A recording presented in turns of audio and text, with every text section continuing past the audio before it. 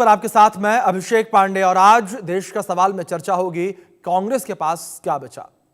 भारतीय स्वतंत्रता संग्राम की रीढ़ बनी और देश की राजनीति में अहम जगह रखने वाली इंडियन नेशनल कांग्रेस 140 साल की हो चुकी है। 28 दिसंबर 1885 को बनी इस पार्टी ने ब्रिटिश शासन के खिलाफ लड़ाई में मॉडर्न डेमोक्रेसी को आकार देने और भारत के इतिहास में अहम भूमिका निभाने को लेकर काम किया। लेकिन देश की सबसे पुरानी पार्टी यानी कि कांग्रेस की हालात आज बहुत ही खस्ता हो चुके हैं।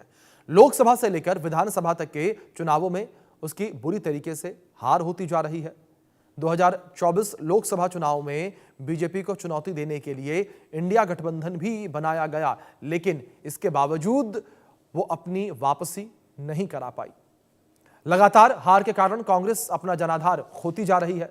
1984 में हुए लोकसभा चुनाव से लेकर 2019 के लोकसभा चुनाव तक की बात करें तो कांग्रेस अपने दम पर सरकार बनाने में कामयाब नहीं हो पाई है और उसका वोट प्रतिशत भी लगातार गिर रहा है।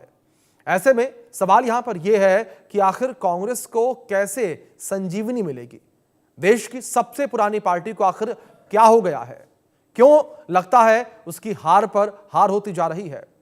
देश का सवाल में आज इसी खास मुद्दे पर हम कुछ खास मेहमानों से चर्चा करेंगे, उनके साथ बातचीत करेंगे और बातचीत करके समझने का प्रयास करेंगे कि आखिर कांग्रेस का जनाधार खोता क्यों जा रहा है। लेकिन उससे पहले आप कुछ बयान सुन लीजिए। बहुत बड़ा आंदोलन करने का निर्णय लिया और उस जो शपथ विधि में हमने 5 बिंदुओं पर अपनी बात रखी कि मैं पूरा पढ़ने से ये अच्छा होगा कि आपको सर्कुलेट किया जाएगा तो ये अच्छा होगा। तो आपने सुना यहां पर कांग्रेस के राष्ट्रीय अध्यक्ष मल्लिकार्जुन खड़गे, उनका ये बयान सामने आया। अब बात देश के सवाल को लेकर करेंगे कि देश का सवाल क्या है। 140 साल की कांग्रेस बूढ़ी हो गई है, ये पहला सवाल निकलकर सामने आया। कांग्रेस के पुराने रवैये से लोग उससे दूर जा रहे हैं, ये कहा गया। क्या कांग्रेस के संगठन को बीजेपी जैसा बनने की जरूरत है? कांग्रेस से दलित मुसलमान दूर हुए या साथ हैं? यह भी एक बड़ा सवाल इस वक्त उठता हुआ नजर आ रहा है। इन्हीं सवालों के साथ हम चर्चा की शुरुआत करेंगे, कुछ खास मेहमानों का रुख करेंगे और उनसे हम समझने का प्रयास करेंगे कि वो क्या कुछ कहते हैं, क्योंकि हमारे साथ सत्ता पक्ष विपक्ष के तमाम खास मेहमान जो है वो जुड़े हुए हैं। इसी के साथ साथ हमारे साथ हिंदू महासभा से भी जो है जुड़ेंगे, साथ ही साथ मुस्लिम स्कॉलर जो हैं वो भी हमारे साथ जुड़ेंगे। उनसे भी हम समझने की कोशिश करेंगे कि जो हिंदू बनाम मुसलमान की राजनीति देखने को मिल रही है, क्या उसका असर भी कांग्रेस के ऊपर पड़ता हुआ नजर आ रहा है। तो ऐसे तमाम जो पहलू हैं जिसकी वजह से कांग्रेस के कमजोरी की बातें कही जा रही हैं, इन तमाम मुद्दों को लेकर आज चर्चा हम करेंगे, क्योंकि हमारे साथ सत्ता पक्ष विपक्ष के साथ साथ हिंदू और मुस्लिम संगठन से भी लोग जुड़ेंगे। उनसे हम बातचीत करेंगे, बातचीत करके तमाम चीज़ों को हम समझने का प्रयास करेंगे कि आखिर ये विषय है क्या, आखिर क्यों देश की जो सबसे पुरानी राजनीतिक पार्टी है वो अपना जनाधार खोती चली जा रही है, आखिर क्यों देश की सबसे बड़ी जो राजनीतिक पार्टी है वो 140 साल बाद जो है वो लगातार चुनाव हार रही है, क्यों उसके ऊपर इस तरीके के बयान सामने आ रहे हैं कि जो देश की सबसे पुरानी पार्टी है उसकी उम्र 140 साल हो चुकी है और वो बूढ़ी हो चुकी है। ऐसे कई तरीके की बातें जो है निकलकर सामने आ रही हैं। कांग्रेस के स्थापना दिवस पर आज पार्टी के राष्ट्रीय अध्यक्ष मल्लिकार्जुन खड़गे और संसदीय दल की अध्यक्ष सोनिया गांधी ने वरिष्ठ नेताओं की मौजूदगी में झंडा फहराया। ये कार्यक्रम भी आयोजित किया गया और इस मौके पर मल्लिकार्जुन खड़गे ने अपना संबोधन भी दिया। भारतीय स्वतंत्रता संग्राम की रीढ़ की हड्डी बनी और देश की राजनीति में अहम जगह रखने वाली इंडियन नेशनल कांग्रेस ने अपना 140 साल का ऐतिहासिक सफर जो है वो ना पूरा कर लिया है। तो इस तरीके के बयान निकलकर सामने आए और इसी विषय पर खास बातचीत करने के लिए हमारे साथ 5 खास मेहमान भी जुड़े हैं। उनका परिचय मैं आपसे करवा दूं। सबसे पहले हमारे साथ अनिरुद्ध प्रताप सिंह जी जुड़े हैं, प्रवक्ता हैं बीजेपी से। हमारे साथ चंद्रमोहन शर्मा जी जुड़े हैं जो कि प्रवक्ता कांग्रेस से हैं। अब्दुल हमीद जी जुड़े हैं, नौमानी जी मुस्लिम स्कॉलर हैं। हमारे साथ विक्रम गोस्वामी जी जुड़े हैं जो कि प्रवक्ता हैं विश्व हिंदू महासभा के। हमारे साथ DPSS के अध्यक्ष दामोदर यादव जी भी जुड़े हुए हैं और आप सभी मेहमानों का बहुत स्वागत है इस चर्चा में। चर्चा की शुरुआत सबसे पहले यहाँ पर मैं चंद्रमोहन शर्मा जी से ही करना चाहूँगा। चंद्रमोहन शर्मा जी, जिस तरीके से जो भी हाल फिलहाल के चुनाव के नतीजे निकलकर सामने आए हैं, या पिछले 3 लोकसभा चुनाव के नतीजों को लेकर बात करें, या जो विधानसभा के चुनाव 2023 में हुए थे 5 राज्यों में, वहां पर भी 4 राज्यों में कांग्रेस हारी थी, तो लगातार जो कांग्रेस की हार है उस हार को आप किस तरीके से देख रहे हैं? क्या आपको लगता है कि कांग्रेस का जनाधार खत्म होता हुआ नजर आ रहा है, जिस तरीके से विपक्ष आप लोगों के ऊपर आरोप भी लगाता है और कहता भी है ये बातें? देखिए, बिल्कुल नहीं कि कांग्रेस का कोई जनाधार खत्म हो रहा है या कांग्रेस की हार से कांग्रेस का कोई हौसला खत्म हो रहा है या देश का जनमानस कांग्रेस के प्रति आकर्षित नहीं है। विषय क्या है कि जिन मुद्दों को कांग्रेस पार्टी के द्वारा उठाया जाता है, क्या उसके ऊपर उन सोशल मीडिया पे या जो आज का मीडिया कभी चर्चा करता है? आज तो चर्चा ही एक धार्मिक संस्थानों के और धार्मिक धर्म के प्रति करी जाती है। देश के अंदर अगर कोई मुद्दा है उसके ऊपर चर्चा करने से कतराया जाता है। विपक्ष का दायित्व क्या होता है? विपक्ष दायित्व के अंदर राहुल गांधी जी के नेतृत्व के अंदर उन मुद्दों को निरंतर उठा रही है जो विपक्ष उठाता है, जो कभी भी भारतीय जनता पार्टी 57 साल तक विपक्ष में रहते हुए महंगाई के प्रति, भ्रष्टाचार के प्रति, परिवारवाद के प्रति या देश के अंदर जितने भी डेवलपमेंट ना हो पाने के प्रति उठाती थी, उन्हीं मुद्दों को आज भारतीय जनता पार्टी के विरुद्ध कांग्रेस के नेता राहुल गांधी लेके आते हैं। क्या उसके ऊपर कभी चर्चा करने के लिए भारतीय जनता पार्टी के नेता या भारतीय जनता पार्टी पूरी तरह से निष्पक्षता के साथ सामने आई? नहीं। लेकिन अगर आज वो आती है तो वो इस बात से आती है कि अगर मनरेगा का नाम बदल दिया जाए और उसमें राम लिख दिया जाए तो उनको इस बात पे चर्चा करनी है कि राम का विरोध कांग्रेस पार्टी क्यों कर रही है, लेकिन उसके तथ्य पे नहीं जाना कि राम का विरोध नहीं, राम की उस प्रजा को जो अधिकार एक राजा, एक सरकार जो चुनता है उसके थ्रू मिलता था, उसको बदलने की कौन सी नीति थी? उन मजदूरों को जो अधिकार मिलता था, जो जिसके थ्रू वो अपने रोजगार वेतन लेते थे, उनकी रोजगार होता, उसके प्रति आपका झुकाव किस परिवार और किस मित्र मंडली की तरफ? प्रश्न ये उठता है जिसका जवाब भारतीय जनता पार्टी के नेता देने में नाकाम रहते हैं। क्यों आज उसी मुद्दे के ऊपर डॉलर की कीमत बढ़ गई और रुपया नीचे गिर गया, जिससे साख दिल्ली की सरकार की गिरती है? ये तो आज कांग्रेस के नेता कर रहे हैं। किसी समय तो गुजरात के मुख्यमंत्री कहते थे, जो आज प्रधानमंत्री है देश के, तो क्या उनके रहने से साख है और कांग्रेस थी तो साख गिर रही थी? क्या देश के अंदर अगर आज क्रूड ऑयल सस्ता आता है और देश की जनता को पेट्रोल महंगा मिलता है तो क्या ये ठीक है? यह भारतीय जनता पार्टी के नेता अगर देश के अंदर जो संविधान बनाया गया था उस संविधान को बदलने की बात करें और उस विषय के ऊपर भारतीय जनता पार्टी उसको धार्मिक मुद्दों के ऊपर ले जाए, क्या ये देश की जनता के हितकारी है? तो देखिए, कांग्रेस पार्टी को जब 2014 में नरेंद्र मोदी जी भारतीय जनता पार्टी में आए थे और एक कैंडिडेट के रूप में सामने आए, उन्होंने कांग्रेस को खत्म करने की बात करी थी। 12 साल हो गए, उनकी बाल सफेद हो गए, शायद हाथ कांपने लग गए। कांग्रेस उस 40 से 102 पे आ गई और कई जगह पर मतलब चंद्रमोहन जी, आपका ये कहना है कि कांग्रेस अब बढ़ी है समय के साथ? जी, ठीक सर, आपकी बात आ गई। अब रिएक्शन लेंगे अनिरुद्ध जी से। अनिरुद्ध जी, जिस तरीके से यहाँ पर अभी चंद्रमोहन जी ने जिक्र किया, इसी बात पर मैं आने वाला था कि आप लोगों ने जिस तरीके से कहा था कि कांग्रेस को हम जड़ से खत्म कर देंगे, लेकिन अगर हम पिछले चुनाव को लेकर बात करें, पिछले चुनाव जो निकलकर सामने आए उसमें कांग्रेस बल्कि और मजबूत हुई। अभिषेक जी, कांग्रेस को, भारतीय जनता पार्टी को जड़ से खत्म करने की जरूरत नहीं है। कांग्रेस ऑटोमेटिक खत्म होती चली जा रही है। आप ये देखिए कि 1989 से इनकी नीतियों की वजह से, मेरी आवाज साफ आ रही है? हाँ जी, आप कहिए अपनी बात अनिरुद्ध जी। जी, 1989 के बाद से कांग्रेस आज भी बहुमत की स्थिति में नहीं पहुंची है। खुद अपने बल पे बहुमत में तो आ ही नहीं रही है। क्यों नहीं आ रही है, इसकी गहन चर्चा कांग्रेस को खुद करना चाहिए। भारतीय जनता पार्टी की जिम्मेदारी ये नहीं है, क्योंकि आप देखिए कि 2014 के बाद की स्थिति को देखिए, जहां देश प्रगति के पथ पर चल रहा है, वहां राहुल गांधी जी 3 काम बढ़िया कॉन्टिन्यूअस करते हैं। पहला काम करते हैं कि जैसे संसद सत्र शुरू होने को होगा, कोई एक फेक नैरेटिव, एक फेक मुद्दा लेके आएंगे, ताकि जनता के पैसों से जो संसद चल रही है, जनता के मुद्दों को और जनता के हितों की चर्चा होनी है, उसको वहां पे क्योस क्रिएट करेंगे। उसके बाद में बाहर चले जाएंगे। बाहर कहां जाएंगे? जॉर्ज सोरेस की किसी फंडेड यूनिवर्सिटी में जाएंगे और वहां देश विरोधी बात करेंगे।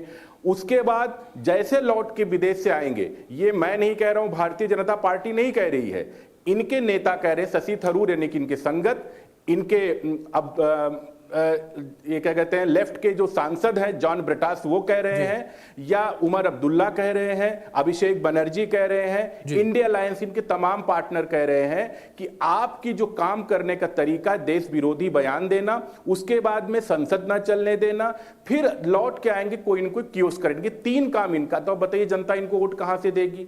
और दूसरी बात, मैं अभी कांग्रेस प्रवक्ता की बात मैं सुन रहा था, विकसित भारत गारंटी रोजगार आजीविका मिशन फॉर ग्रामीण के लिए उन्होंने चर्चा किया, क्योंकि राम तो कण कण में है। राम का नाम जैसे आ जाता है तैसे इन लोगों को लगता है कि नहीं कुछ आ गया है, कुछ हो गया है। लेकिन एक चीज ये बताइए कि महात्मा गांधी के विचारों को, सिद्धांतों को और उनके दर्शन को मानने वाले आदरणीय मोदी जी हैं या कांग्रेस है? भाई 1948 में महात्मा गांधी जी ने यह कहा था कि अगर देश आजाद हो गया तो कांग्रेस की कोई आवश्यकता नहीं है। और महात्मा गांधी के आदर्श क्या थे? राम थे। राजघाट पर हे राम लिखा हुआ है, उनकी रामराज की परिकल्पना थी। लेकिन उसी राम के खिलाफ इन्होंने वकील खड़े कर दिए थे कोर्ट में, कहा राम का अस्तित्व नहीं है।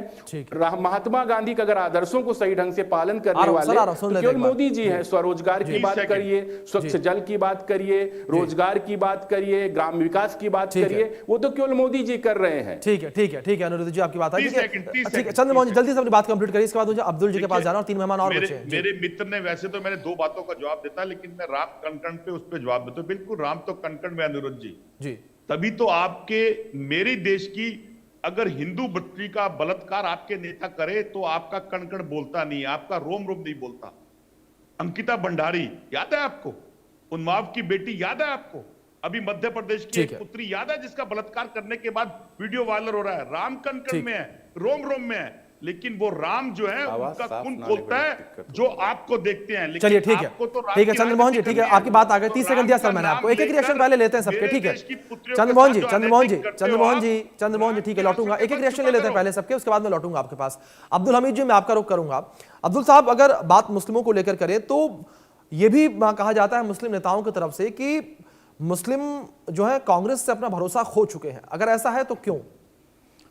देखिए ऐसा नहीं है। ये बाबरी मस्जिद प्रकरण के बाद जो लोगों का मूड बना, उससे कहीं न कहीं जो है वो कांग्रेस से लोग दूर हुए, मुस्लिम जो है। लेकिन यह है कि जब देखा गया कि जो है सांप्रदायिक जो है शक्तियों ने वातावरण बनाने के लिए जो कुप्रयास किया था, उसमें कांग्रेस का दखल कम है और सांप्रदायिक तत्वों का ज़्यादा है। तो अब लोग जो है दलित हैं या मुस्लिम है या अन्य समुदाय के लोग हैं, वो लौट रहे हैं, लेकिन ये लौटना जो है वो बहुत स्लो है।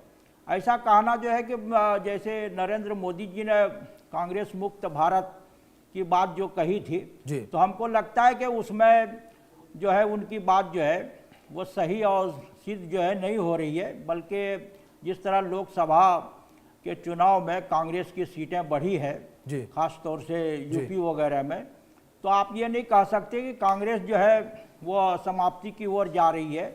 लेकिन यह है कि जिस तरह की वापसी हो रही है वो बहुत ज़्यादा जो है वो स्लो है। और राहुल गांधी और कुछ जो है नेता जो बहुत जो है स्पष्ट रूप से बातें रखते हैं, और अन्य कांग्रेस के नेता जो है वो कहीं न कहीं जो है वो भाजपा की जो है पिच पे खेलने के जो है वो समर्थक जो है वो नज़र आते हैं।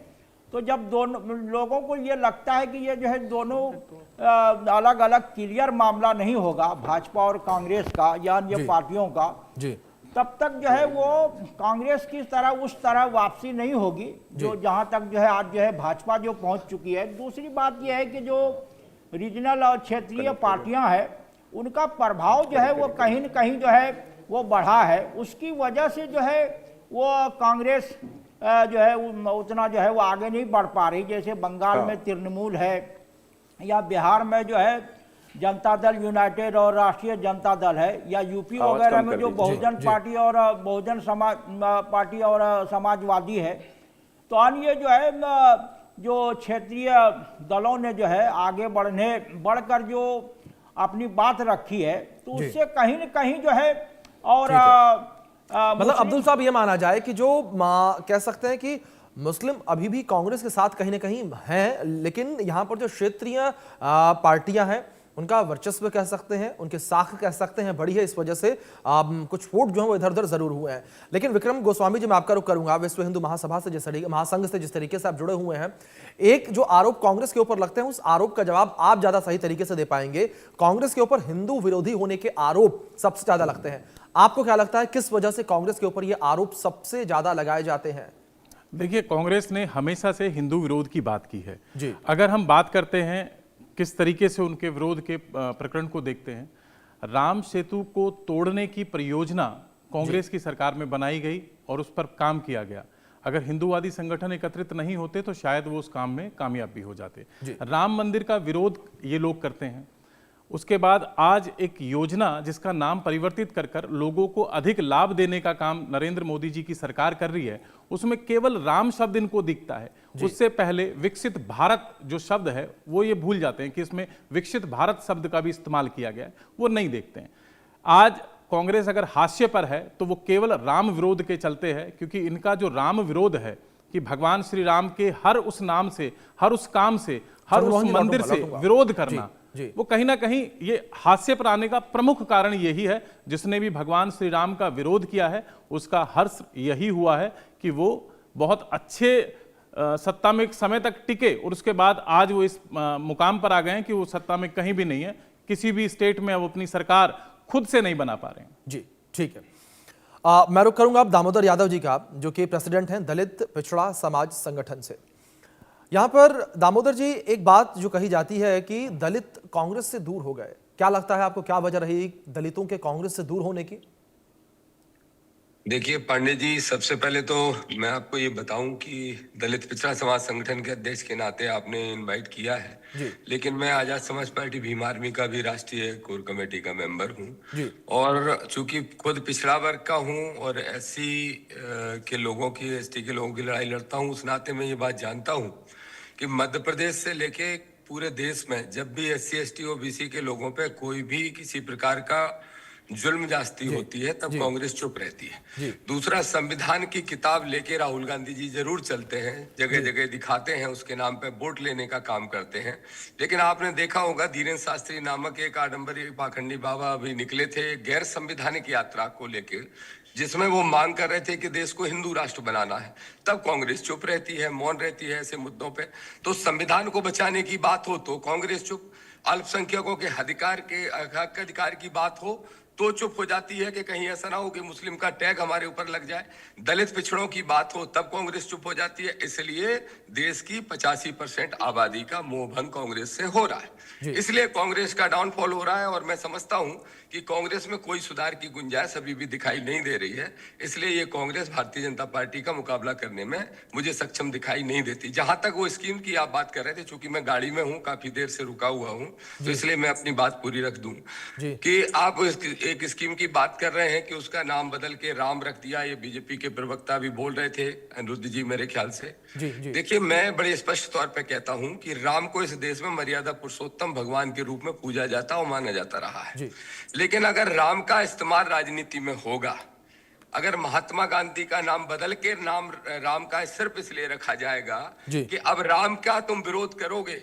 तो फिर आप धर्म विरोधी हो जाओगे, और इससे कांग्रेस डर भी जाती है। अक्सर कांग्रेस को हमेशा ही डर लगता है। मैं स्पष्ट तौर पे कहूंगा, भाई आदरणीय चंद्रशेखर आजाद जी ने कहा कि जब राम के नाम से बहुत स्कीम चला रहे हो तो जय भीम राम रख दो, एक बार संविधान निर्माता के नाम से कोई स्कीम चला दो। तो मैं स्पष्ट तौर पे कहूंगा कि कांग्रेस कंफ्यूज पार्टी है और कांग्रेस जब भी ऐसे कंफ्यूजन में रहेगी, कोई भी आज देश को दो धुरी में बांट दिया है जिनकी वर्तमान में सरकार, या तो बीजेपी समर्थित लोग हैं या बीजेपी विरोधी हैं, या संविधान समर्थित लोग हैं या संविधान विरोधी हैं। तो कांग्रेस किसी दोनों में से एक जगह खड़ी नहीं है, बीच में खड़ी है। बीच में खड़ी होने के कारण मतलब दामोदर जी, बड़ी बात आपने कही है बतौर दलित नेता, आपने बहुत बड़ी ये बात कही है। और इसी के साथ मैं यहाँ रुक करूंगा चंद्रमोहन जी का। चंद्रमोहन जी, लंबे समय से आप भी कुछ कहने का प्रयास कर रहे हैं, लेकिन इस बीच जिस तरीके से बाकी सभी मेहमानों को हमने सुना तो ये बात बड़ी गंभीर निकलकर सामने आई, जिस तरीके से यहाँ पर जिक्र किया दामोदर जी ने कि दलित जो है वो भी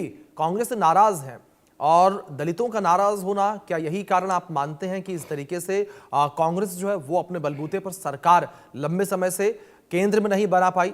अगर राज्यों को लेकर बात करें तो तमाम राज्य जो है वो कांग्रेस के हाथ से, या यूं कहें कि महागठबंधन के हाथ से निकलते चले जा रहे हैं। देखिए, दामोदर जी ज्यादा विद्वान है, मैं उनके सामने शायद विद्वान नहीं हूं। मेरी आवाज आ रही है ना? जी जी बिल्कुल, आपकी आवाज आ रही है। मैं उनके सामने इतना विद्वान नहीं हूं, लेकिन उनकी विद्वानता को मैं एक बार बता दूं कि अगर 40 सीटों से 100 की सीटों के पार गए थे तो वो संविधान की ताकत से गए थे।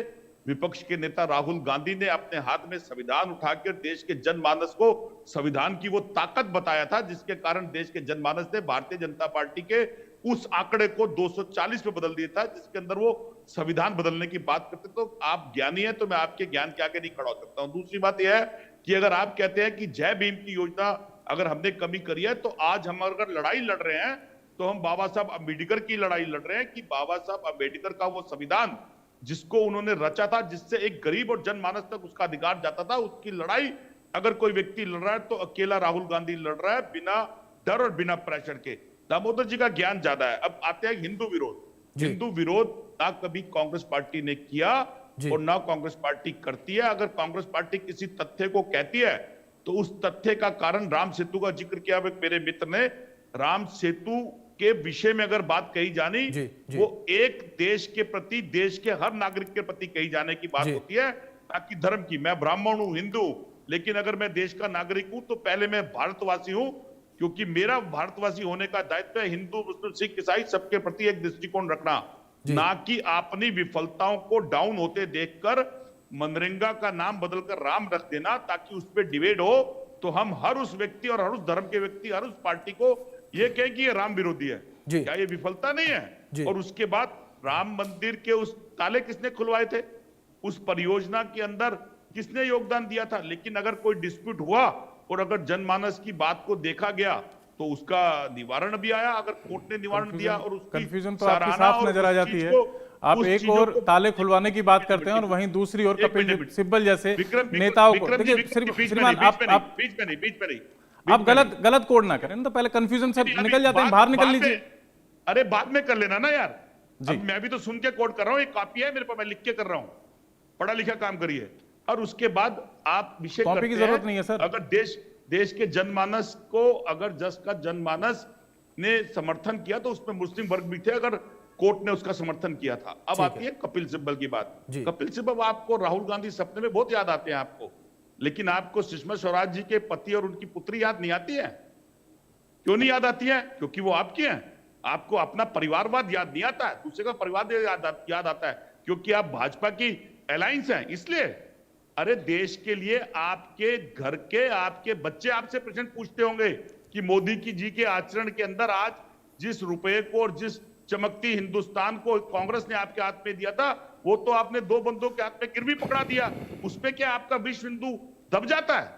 मैं विश्व हिंदू नहीं, मैं देश के प्रति हिंदू हूं और आप लोगों के प्रति मैं विरोधी हूं। अगर आपके मेरा मरण और मेरा जीवन हिंदुत्व होकर जिएगा, आप जैसे लोगों के लिए सफाई देने के लिए विरोध आपकी भाषा से नजर आ जाता है। वो आप लोग हैं, अनपढ़ हैं आप। मेरे पास अगर अब्दुल भाई बैठे हैं तो वो देश के नागरिक हैं, भले वो मेरा सम्मान करें ना करें। और आपके देश के प्रधानमंत्री चर्च में खड़े होते हैं और आप जैसे गुंडाई लोग चर्च के अंदर बाहर खड़े तो अपनी भाषा पर थोड़ा सा संयम रखिए। ये गुंडाई जैसे शब्द का इस्तेमाल आप जैसे लोग ना करें तो ज्यादा अच्छा है, क्योंकि हमें आपके चरित्र के बारे में बहुत अच्छे से मालूम है कि आज से पूर्व में क्या क्या आप लोगों ने काम किए हैं। अपना वस्त्र डाला हुआ है, राजनीतिक के दान के ऊपर आपको चमकाना जरूरी है। सच को सच कहने का साहस शायद आप में होता तो आप सच को सच कह पाते। झूठ की राजनीति से बाहर निकलकर सच को सच कहने का साहस पैदा कीजिए। जिस दिन कांग्रेस सच को सच कहने लगेगी उस दिन शायद हो सकता है कुछ प्रतिशत वोट का आपका बढ़ जाए। चलिए ठीक है, यहाँ पर अपनी बात जिस तरीके से चंद्रमोहन जी आपने भी रखी, अनिरुद्ध जी का रुख करूंगा मैं। अनिरुद्ध जी, जिस तरीके से कई आरोप आप लोगों के ऊपर भी इस वक्त लग रहे हैं, दलितों के सम्मान की बात कही जाती है, और जिस तरीके से चंद्रमोहन जी ने भी जब पहले उनसे बातचीत हो रही थी उस वक्त भी ये मुद्दा उठाया था कि आप लोग दलितों के सम्मान की बात करते हैं, इसके बाद फिर हाथरस और उन्नाव जैसे मामले निकलकर सामने आते हैं, और जब ऐसे मामले निकलकर सामने आते हैं तो फिर आप लोग चुप हो जाते हैं। जी अनिरुद्ध जी। अभिषेक जी, अभी चंद्रमोहन भाई बात कर रहे थे जिस तरीके से डिबेट भी ये चिल्लापोक कर रहे हैं, आप ये देखिए कि अगर इस ऐसी स्थिति में कांग्रेस पूरे देश में काम कर रही है, हर किसी का चरित्र हनन कर रही, हर किसी के ऊपर आरोप लगा रही, उसकी वजह से कांग्रेस की दुर्गति हो रही है। ये कह रहे हैं कि अब्दुल भाई इनके बगल बैठे हुए हैं, ठीक, लेकिन ये अब्दुल हमीद की बेवा को अपने घर पे नहीं बुला पाए थे, ये वहां पे मेजर जनरल उस्मान के घर पे ये लोग नहीं जा पाए थे, अब्दुल कलाम आजाद के नमाज जनाजा में नहीं जा पाए थे। ये किसके साथ खड़े होते हैं? याकूब मेनन के साथ खड़े होते। एक बात। दूसरी बात, कपिल सिब्बल की बात आती है। बाबरी मस्जिद कमेटी के 7 पैरोकार वकील कौन थे? कपिल सिब्बल ही थे। 22 वकील किसके थे? कांग्रेस की सपोर्ट में खड़े हुए थे। 22 वकील किसके थे? कभी फैसला नहीं आना चाहिए, बाद में आना चाहिए। ये तमाम जो बातें होती हैं, आज की कांग्रेस जो स्थिति है वो प्रोपेगेंडा की पॉलिटिक्स में पड़ गई है कि आप पब्लिक में आइए, एक भ्रम की स्थिति फैलाइए, भ्रम की स्थिति फैलाने के बाद कियोस क्रिएट करिए, कियोस क्रिएट करके देश को जलाइए, आगे बढ़िए, उसके बाद ये आरोप लगाते रहिए। अभी मैं बार बार राहुल गांधी जी की बात इसलिए कर रहा हूं, राहुल गांधी जी जर्मनी में गए।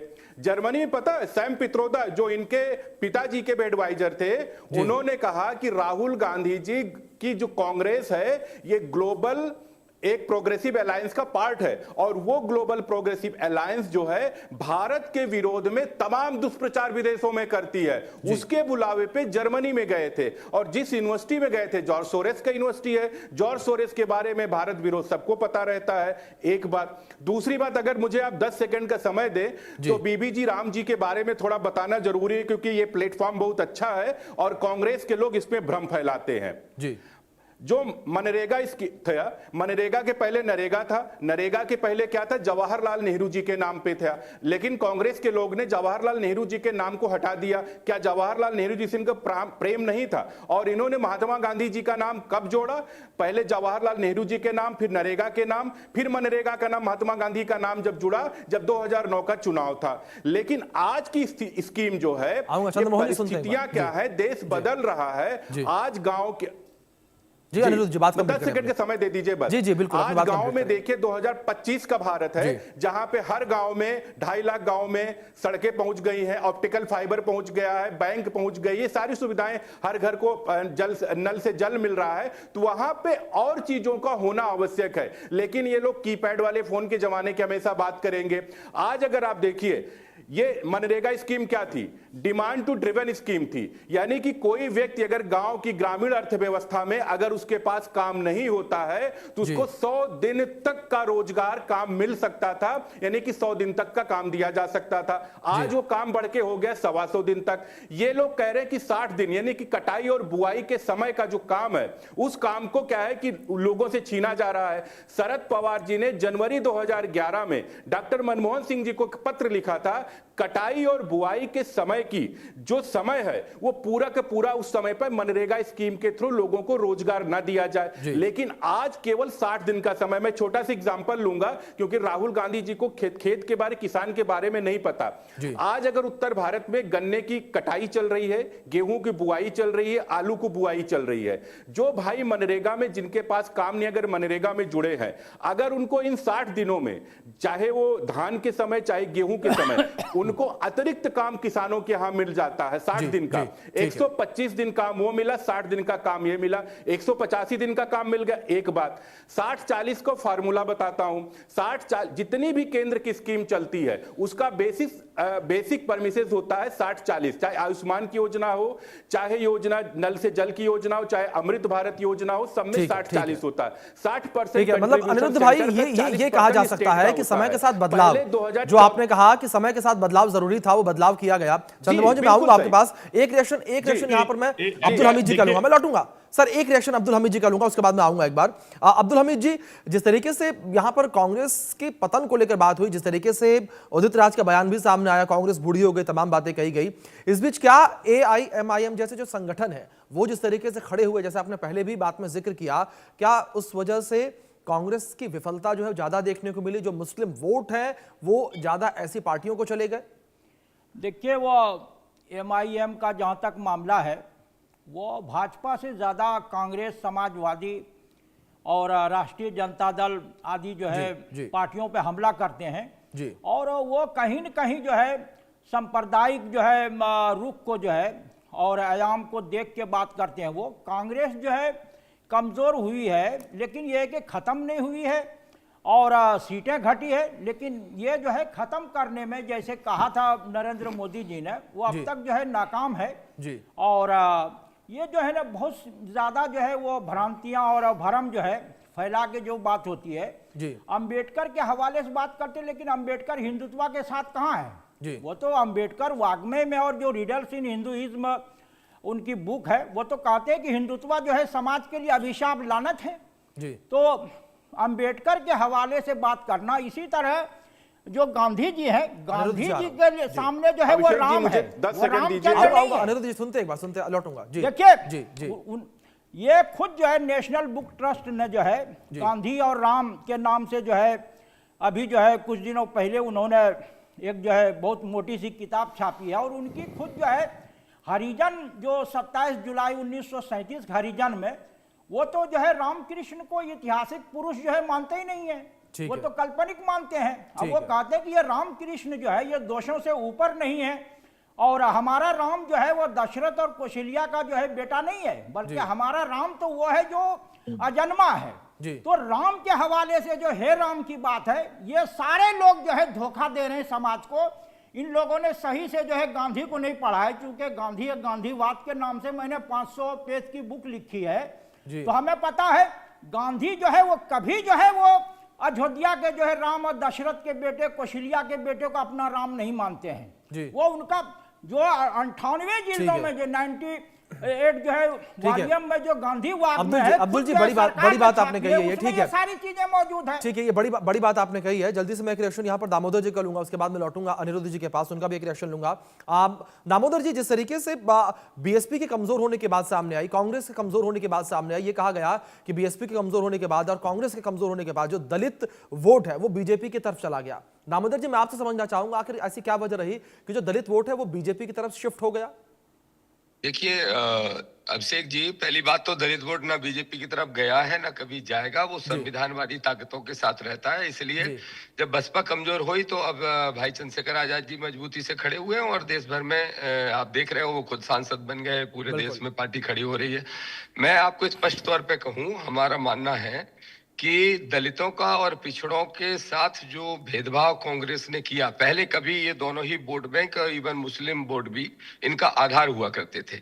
अगर इन्होंने न्याय किया होता, राजनीतिक सबको भागीदारी, हिस्सेदारी और सम्मान दिया होता, तो मान्यवर कांसीराम साहब जैसे बड़े नेता या पिछड़ों के नेताओं में मुलायम सिंह जी हैं, लालू जी हैं, नीतीश कुमार जी हैं, इनकी उत्पत्ति ही नहीं होती है, अलग से दल ही नहीं बनते, और दल नहीं बनते तो कांग्रेस कभी कमजोर नहीं होती। ये स्पष्ट एक लाइन है। दूसरी बात, जहां भी ये कांग्रेस के प्रवक्ता कह रहे थे शर्मा जी कि संविधान के साथ खड़े रहते हैं, तो मैं पूछना चाहता हूं कि 3 स्टेटों में सरकारों ने धीरेन्द्र शास्त्री की यात्रा का समर्थन किया था, मुख्यमंत्री लोग गए थे।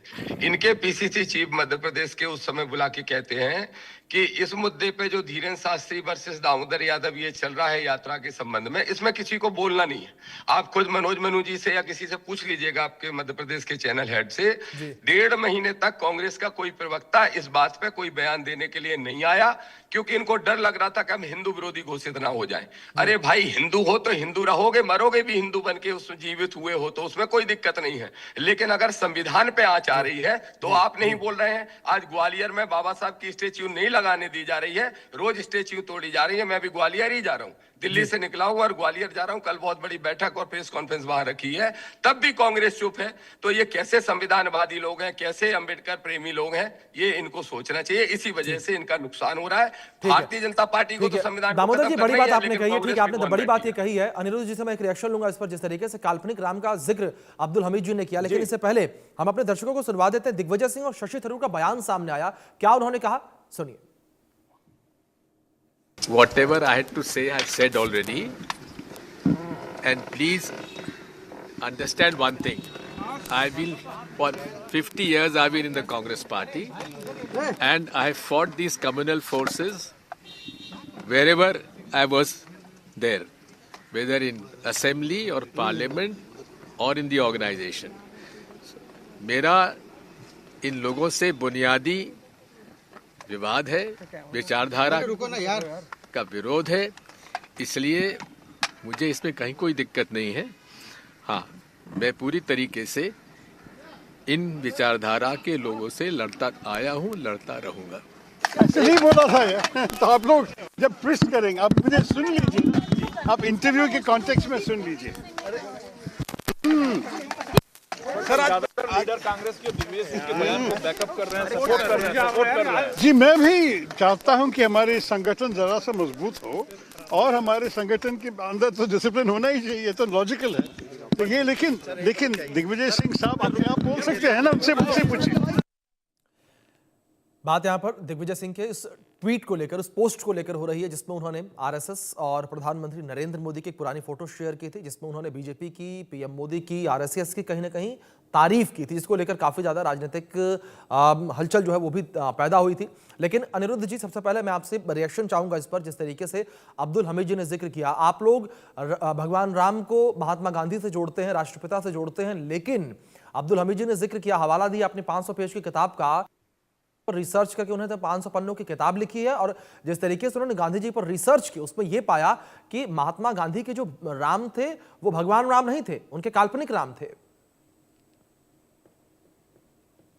देखिए, इन्होंने कहाँ लिखा, कहाँ पढ़ा, इनका ये मानसिक स्तर देखिए, इनका मानसिक स्तर क्या है कि भगवान राम के बारे में इस तरीके से बातें कर रहे हैं। अरे मैंने क्या भाई, मैं तो उनको मर्यादा पुरुषोत्तम मानता हूं, कई बहुत जगह आदर्श मानता हूं मैं। अरे हाँ, तो बस मर्यादा पुरुषोत्तम गांधी के हवाले से बात कही ना, 27 जुलाई 1937 के हरिजन नहीं, गांधी जी के घाट पर, अगर राजघाट पे आप देखेंगे हे राम लिखा है। गांधी जी का जो परिकल्पना थी रामराज थी, और गांधी जी की जो परिकल्पना रामराज थी, रामचरितमानस को पढ़ के ही वो प्रेरित हुए थे, रामराज की बात आई थी। क्योंकि रामचरितमानस में जहां पे लिखा है, एक मिनट मुझे बोलने दीजिए, रामचरितमानस को जो भी व्यक्ति पढ़ता है उसमें यही जाता है कि उसका त्याग दिखाया गया, कर्तव्य दिखाया गया है।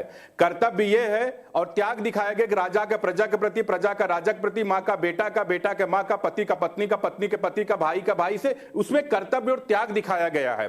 महात्मा गांधी जी इसी से प्रेरित हुए थे और उन्होंने रामराज की परिकल्पना की थी। एक बात, दूसरी चीज, दूसरी चीज है कांग्रेस की बात है। ये कांग्रेस कभी भी दलितों के साथ नहीं रही है। अगर वो अंबेडकर जी को मानते तो अंबेडकर जी को चुनाव न हरवाते। भारत रत्न पूरा गांधी परिवार लेके बैठ गया, नेहरू जी ले लिए, इंदिरा जी ले लिए, राजीव जी ले लिए, लेकिन अंबेडकर जी को कब मिला? जब सरकार भाजपा समर्थित सरकार आई तब मिला अंबेडकर जी को भारत रत्न। एक बात। दूसरी चीज, बाबू जगजीवन राम दलित होने के कारण वो प्रधानमंत्री नहीं बनने दिया कांग्रेस ने। के कामराज के साथ क्या किया? क्योंकि दलित थे, इसी उन्होंने यही किया। तो दलितों का तिरस्कार, राजनीतिक रूप से उनका तिरस्कार कांग्रेस हमेशा करती आई थी और करती आ रही। एक चीज ये है।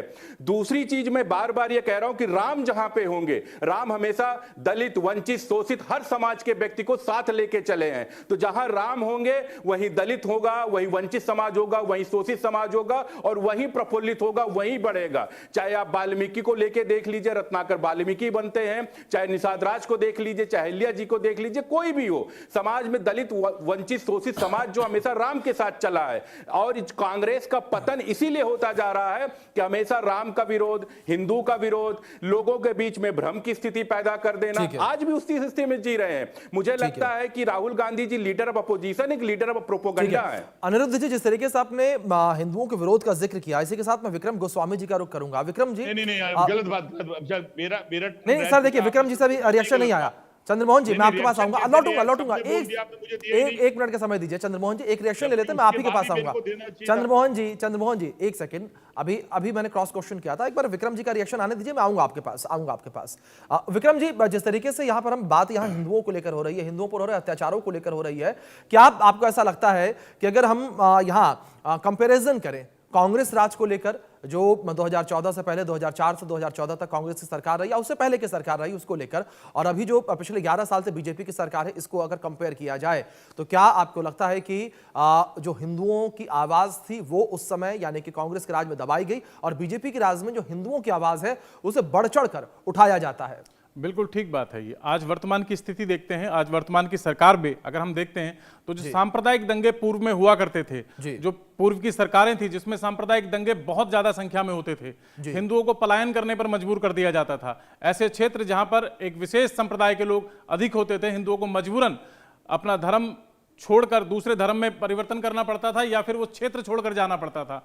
वो घटनाएं अब बहुत कम हुई हैं क्योंकि हिंदू क्यों अगर यूपी की बात करते हैं, यूपी में सहारनपुर झूठा सिद्ध हो गया, क्यों झूठा सिद्ध हो गया? आप जाकर देखें यूपी में सहारनपुर में क्या घटना घटी। आप बस यही तो बात है, क्योंकि एक आपने दिमाग में एक पिक्चर बनाकर प्रस्तुत कर दी कि आप झूठ को परोसेंगे, झूठ को बेचेंगे, ये झूठ नहीं चलेगा। आज से पूर्व की सरकारों ने केवल और केवल धर्म के आधार पर लोगों को विभाजित करने का काम किया, लोगों को दबाने का। जहां पर जरूरत थी मजबूती से सरकार को खड़े होने की, वहां सरकार मौन हो जाती थी। हिंदू संप्रदाय के ऊपर, हिंदू धर्मावलंबियों के ऊपर, हिंदू धर्म में आस्था और विश्वास रखने वाले लोगों के ऊपर अत्याचार किया जा रहा था, सरकारें मौन बैठी थी। आज वर्तमान की सरकार में बहुत सारी चीजें ऐसी हैं कि सभी को साथ लेकर चलने का काम हो रहा है। संप्रदाय के नाम पर कहीं कोई विवाद नहीं, कोई झगड़ा नहीं। ये आज वर्तमान की सरकार है। चलिए, बहराइच वगैरह में क्या हो रहा था?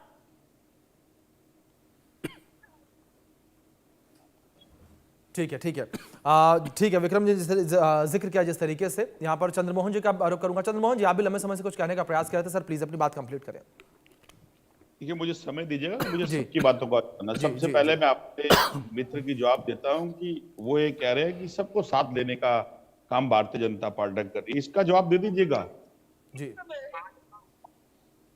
पता चलेगा समय की साथ नहीं होगा, नहीं है मेरी ये काम नहीं, सुनो कोई गलत तो कहा नहीं। ये आपके भाजपा के मध्य प्रदेश के नेता है जिन्होंने बलात्कार किया और सरेआम उस औरत को धमका रहे हैं, और वो औरत वीडियो बना रही है, कह रहे हैं कर ला जो करना है, कुछ नहीं होएगा। आपने साथ लेके तो चला, लेकिन साथ ले जाने के बाद जो उसकी किस्मत टूटी, और किस्मत टूटने के बाद जो आपने ताकत का प्रमाण दिया, उसका रिजल्ट है कि देश के अंदर मेरी पुत्री मेरी बहनें असुरक्षित है। किसके कारण? आपके कारण और आप लोगों के कारण, क्योंकि आपने एक धर्म की आड़ के अंदर देश के नागरिकों से वोट तो लिए लेकिन दायित्व नहीं निभाया।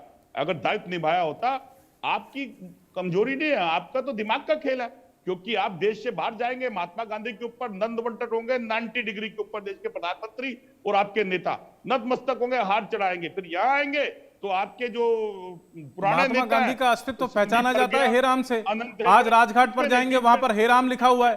महात्मा गांधी जी राम को मानते थे, इसीलिए शायद वो इसीलिए राम के अस्तित्व की वजह से जाने और पहचाने जाने लगे ना, क्योंकि मुझे पता था मैंने कब काउंटर करना है। तो दम रखा करो सुनने का, अगर बोलते हो तो दम रखा करो। बिल्कुल सुनेंगे, बात सही तो हो। क्या कांग्रेस के नेता बलात्कार के केस में बंद नहीं हुए? क्या कांग्रेस के नेता बलात्कार के केस में बंद नहीं हुए? राम तो सतयुग में थे, या रामचंद्र तो त्रेता युग में है ना। सुन तो लीजिए ना, राम तो पहले से रहे हैं। इस बीच में मत बोलिए, मैं बता रहा हूँ, मैं आपकी प्रशंसा बता रहा हूँ। आपकी प्रज्ञा ठाकुर, आपके अनंत रेगड़े, ख्याली पुलाव पका लेते हैं अपने दिमाग में कि श्रवण कुमार को तीर लगा और उन्होंने हे राम कहा। श्रवण कुमार को कब तीर लगा? ये नया दिमाग में पता नहीं कहां से क्या चीज उपज कर लेकर आ जाते हैं और टीवी चैनल पर बैठकर अनर गलत बोलते हैं।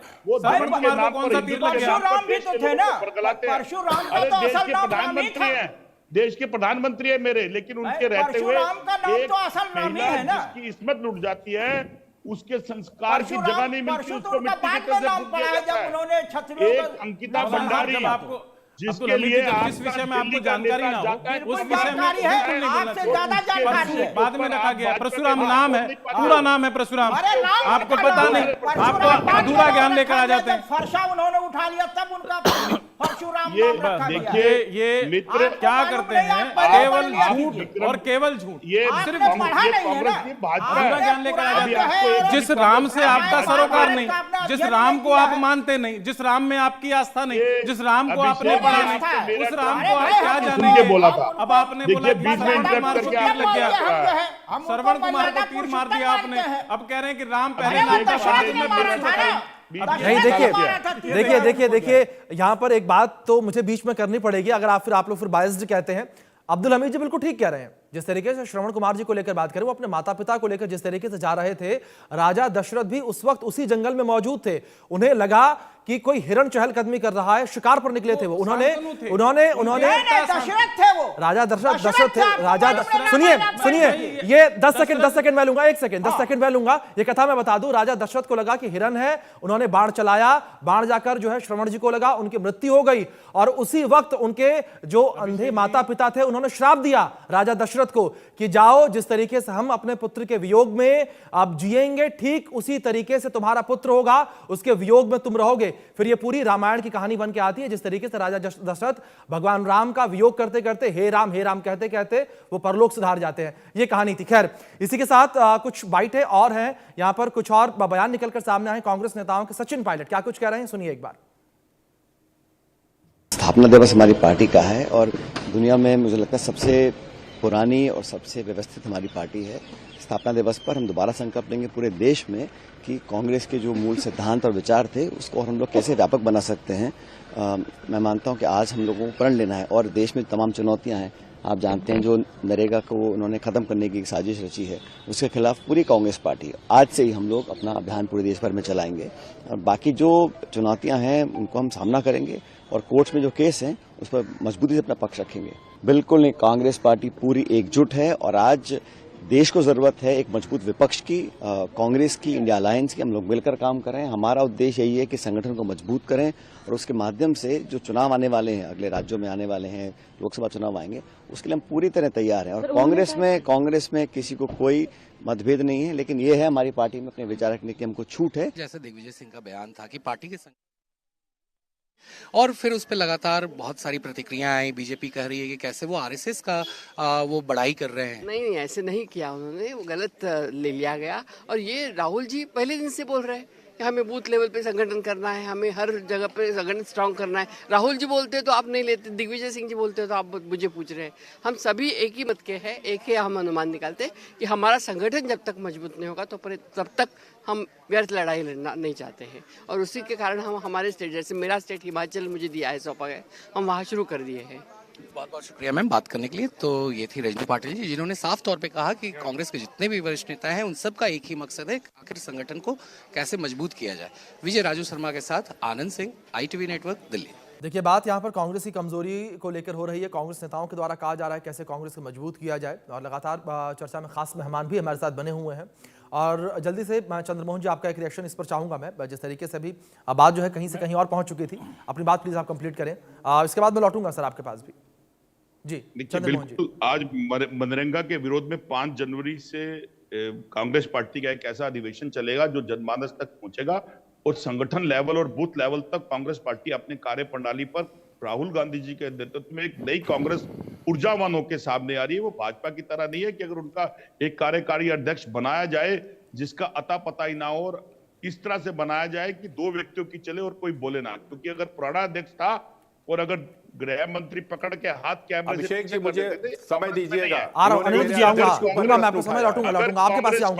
खुले मन के साथ दिग्विजय सिंह जी कोई बयान देते हैं और यादव जी लौटूंगा आपके पास भी। भारतीय जनता पार्टी उठाती है, क्या किसी व्यक्ति का, किसी भारतीय जनता पार्टी के नेता जो दबी जमानत पर आज 2 चेहरों का विरोध करते हैं, क्या खुल के कर सकते हैं? क्योंकि कर नहीं सकते, क्योंकि हिटलर साई जिस पार्टी के अंदर और जिस पार्टी के अंदर लोकतंत्र की परिभाषा ही ना जानी जाती हो, अध्यक्ष बंद दरवाजे में आ जाता हो, मुख्यमंत्री बंद दरवाजे में आ जाता हो, ऐसा मुख्यमंत्री दिल्ली को मिल जाता हो। चर्चा के अंतिम पड़ाव में एक रिएक्शन में सबसे भी लूंगा, क्लोजिंग स्टेटमेंट में सभी से लूंगा।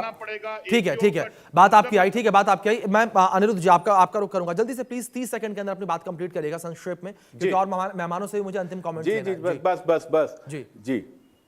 जी देखिए, मैं इंडिया न्यूज के माध्यम से कांग्रेस के नेताओं की बाइट सुन रहा था। इससे समझ में आ गया कि कांग्रेस के पास न नेता है न नेतृत्व, यानी कि मूल विचारों से भी भटक गए हैं, और न इनके पास में आज कोई कार्यकर्ता टिकने का काम कर रहा है, ना वो साथ रह रहा है, यानी कि ना राम में है ना रहीम में है, केवल प्रोपोगंडा फैला रहे। एक बात। दूसरी चीज, कांग्रेस का बर्बादी का कारण क्या है? कांग्रेस हमेशा झुकी, उसका पंजा जो है ना गिर गया जनता के दरबार में नहीं, कांग्रेस गिरा है जाके जनता के दरबार में नहीं, वो परिवार के दरबार में जनपद पे जाके घुटने टेक दिया कांग्रेस ने। भ्रष्टाचार और जातिगत लड़ाई, हिंदुओं के प्रति नफरत, ये कांग्रेस का जो एक कलेवर रहा है, इससे कांग्रेस पताल में चली जाती रही है। अगर आपके पास में, कांग्रेस के पास में आज स्थिति क्या हो गई है, केवल एक प्रोपोगंडा और भ्रम की स्थिति फैला दी है कांग्रेस ने और कुछ नहीं किया है। और वो केवल परिवार को, राहुल गांधी की स्थिति क्या है? राहुल गांधी प्रियंका वाड्रा आपस में लड़ रही है, कौन बड़ा नेता, छोटा नेता, बड़ा नेता? प्रियंका वाड्रा की प्रोपोगंडा ऐसा बढ़ाया जा रहा है कि दादी की नाक कैसी है, उनके बाल कैसे थे, ये उनके यहाँ नेतृत्व का गुण तराशा जा रहा है। नेता है, ऐसे बहुत सारे नेता जो मैं बिल्कुल जानता हूं राहुल गांधी जी की पार्टी ही है और चंद्रमोहन की पार्टी नहीं है। ये राहुल गांधी की पार्टी है। परिवार में जाके गिर गई है कांग्रेस। केवल परिवार को बढ़ाने के लिए कांग्रेस की दुर्दशा हो गई। हिंदू विरोध, भ्रष्टाचार, परिवार को बढ़ाना, तीन कांग्रेस का काम। और जो परिवार का देख लीजिए, राहुल गांधी लॉन्च होने वाले नहीं है। चलिए ठीक है, देखिए आरोप प्रत्यारोप का दौर जो है इसी तरीके से देखने को मिलेगा और लगातार दोनों दल जो है वो एक दूसरे पर आरोप लगाते रहेंगे। लेकिन इस बीच अगर बात यहां दलों के कमजोर होने को लेकर करें तो यहां लगातार यही कहा जा रहा है कि जो दूसरे छोटे दल और या यूं कहें कि क्षेत्रीय पार्टियां अस्तित्व में आई, उससे हर पार्टी को, हर बड़ी राष्ट्रीय पार्टी को नुकसान जरूर पहुंचा। फिलहाल आप सभी मेहमानों का बहुत शुक्रिया जुड़ने के लिए, अपना कीमती वक्त इंडिया न्यूज के साथ साझा करने के लिए। वक्त छोटे से ब्रेक का है, बने रहें इंडिया न्यूज के साथ।